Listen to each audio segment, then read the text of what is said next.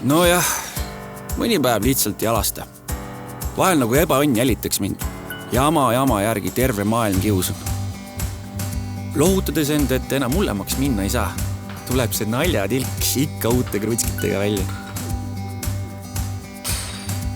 Ja kui parajasti enesega midagi juhtuda ei saa, siis mõni lastest on kindlasti mingisse janti sattunud. Samas, seni kuni tervis on korras, on asjad vaid asjad. Tühi asi, neid kindlustame ära ja ostame uued. Õnnelikuks teevad hoopis lihtsamad hetked, laste naer ning muhedad suhted lähedastega. Isegi kui päev on sombune ja olukord kisub kiiva, ma annan ikka mantrat, et kõik on mööduv. Ja praegu on nii. Praegu lihtsalt on nii. Mis seal ikka? Tõttu öeldan ka need äpartusi täis päevad ägedad. Vähemalt jak igav.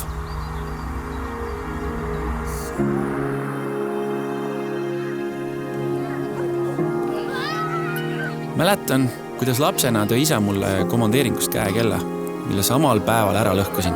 Kole vastik tunne oli ja isa pahandas päris kõvasti. Järgmiseks päevaks andis ta mulle muidugi kõik andeks, aga õppetund jäi minuga. Kui mina isaks sain, panin kõigele kindlustuse peale. Ei viitsi stressata nende tühiste asjade pärast. Suure perega on tähtsamadki, millele keskenduda.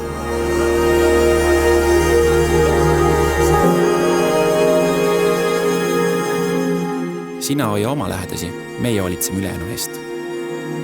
Salva, usalda Eestimaist.